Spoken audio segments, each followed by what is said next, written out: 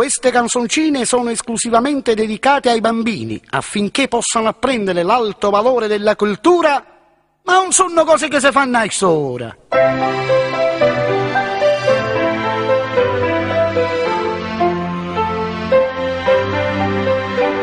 Nel 1919 ricordo ebbi una dolce occasione, conobbi una donna demone, Lo suo si fece a cueghe.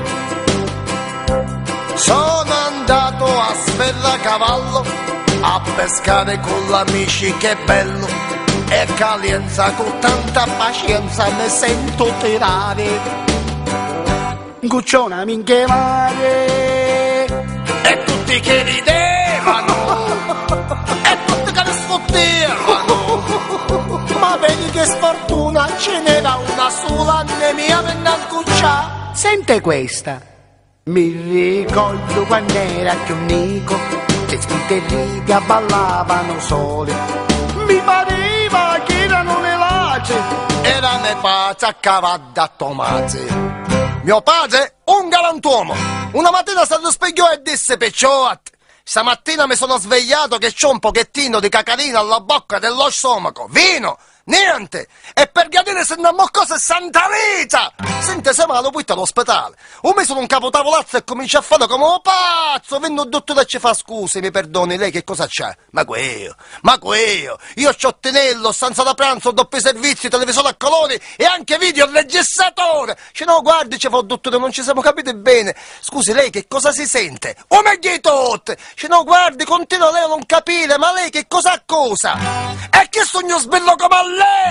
Mia madre invece una signora con la S maiuscola. Le cristiane ci amano, ci toppolavano. Signora Rosa, c'è suo marito. No, c'è lei, è tutta la sorrazza. Uzzo vanne, cazza vanna, se sciasiano camenza canna. Uzzo vanne, c'è da sotto, e se mio che testa tutta, per fare pace una tavolata. Consigliono sangasciata, formetare tutte le pone, femmine schiette e motori. Chiedo scusa, ma gli invitate chi erano? Gente fine, c'erano Celuzzo, Scotolazicchi, ci pennuravano una sedda ricchi. C'era Pettone, Mancelattochi, che assicutava tutti dai tocchi. Lozzo Piddo, Antonagnoni, Sarra Spavo, Pinnoloni. Aziendo Santo Delano, si ciusciava un baccalaro.